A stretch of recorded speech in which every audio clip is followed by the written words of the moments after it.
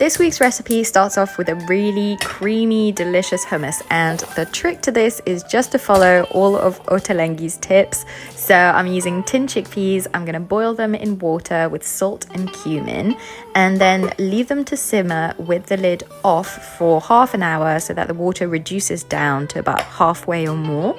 Then while the chickpeas are still hot, blitz them with their cooking water, some lemon juice, a bit more salt, lots of tahini and some ice cubes.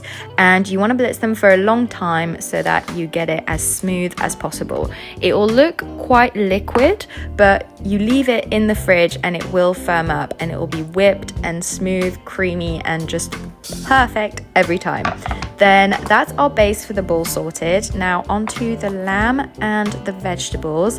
I'm going to start off by finely slicing a spring onion, and full disclosure, I only added this to the recipe because my spring onion was looking really worse for wear in the fridge and it needed using up.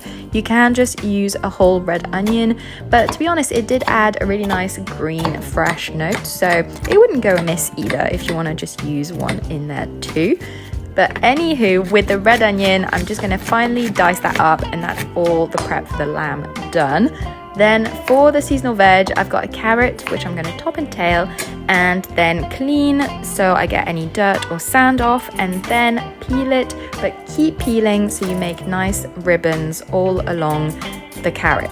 Then for the spring cabbage, I'm just roughly chopping it into big pieces. To do that, I tend to do big rounds and then quarter those. And then I've got a preserved lemon. I'm going to slice it and only use half, and then I'm going to roughly chop that, going back and forth motions with the knife. I like to leave the flesh. I know some people remove it, but I don't. Then for the spices, final bit of prep is just to remove the seeds from the cardamom pods and pound those in pestle mortar with fennel seeds. Then onto the cooking, I've got a large frying pan, leave it dry, and then on a high heat, I'm gonna add my lamb mince and leave that to brown for 7 minutes until it's nice and crispy all over. Then add the onion and the spices, soften all of those down for a couple minutes, and then season it with harissa and lots of fresh seasonal mint.